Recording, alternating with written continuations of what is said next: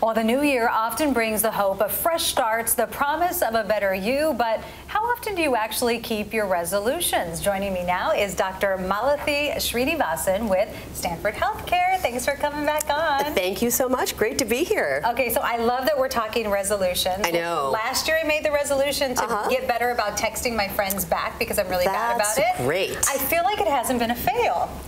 Well, there you go. I'm not, perfect yet. But I'm a work in progress. So why do so many of us promise to make these major changes come January 1st? Well, I think we get a psychological boost out of personal milestones, whether it is a birthday or an anniversary. The first of the year is a wonderful time to think about being a new you, a new year, a new you. Yes, and do a lot of us, do we stick with these resolutions? Oh, it's such a good question. So, I think about it sort of as a 70-20-10 rule. So about 60 to 70% of us are making resolutions at any point in time for the new year.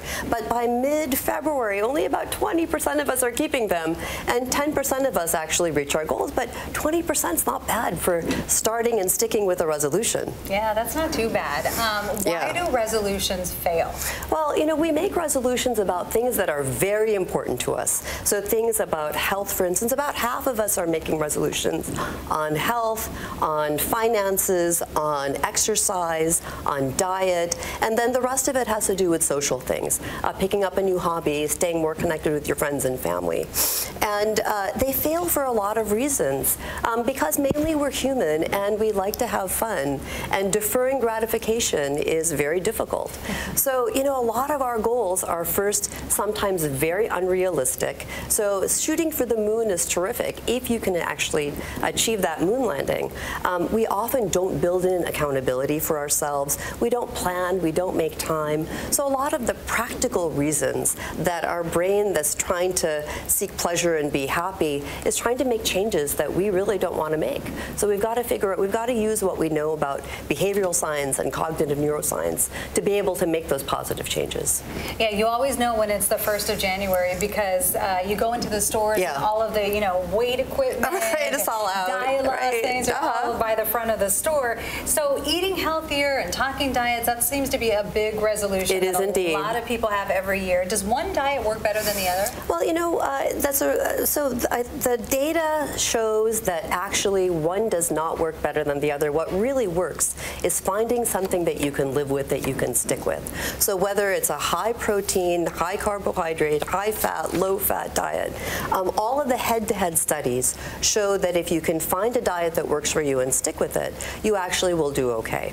Now, there's a lot of codicils with that, a lot of sort of things that you've got to think about. So if you look at the blue spots around the world, so those areas where people are living the longest and having not just a great lifespan, but a great health span, a lot of the diets look kind of similar. So there's a lot of fresh fruits and vegetables, a lot of great grains, not processed foods, and then after that there's a lot of variations on the theme. So there seem to be a lot of nutrition noise about what is a good diet, and so every year you're going to hear something about the latest avocado, grapefruit, lemon juice diet, but sorting through that noise is actually kind of helpful because you can customize it based on 2 or 3 things. So the principles I would say when you're choosing a diet is first find something that's going to work for you. Are there foods on the list that you just will not ever eat? If that's the case, you can't do that one. And the second thing is think about your own health history. What's important to you? Do you have diabetes? If so, think about crafting something that is a lower carbohydrate diet. Do you have heart disease, for instance? We know that both a very low-fat diet, like the Dean Ornish diet, that shows plaque regression, and the ketotic diets now that are, there was just a review article that came out last week that I'll talk about in a minute. But the ketotic diets also are very good for initial rapid weight loss, but they may help in resetting your metabolism. Yeah, so you're talking about the rapid weight loss. What about long-term weight loss? Right. What's the best approach for that? Well, so for long-term weight loss, there's a lot of things that we need to do. So we're making decisions all the time, both conscious and unconscious, probably somewhere in the range of 35,000 conscious and unconscious decisions per day. Over 200 of them are based just about food alone. So the first thing that we want to do is come up with, so here are the general principles. The first one is think big.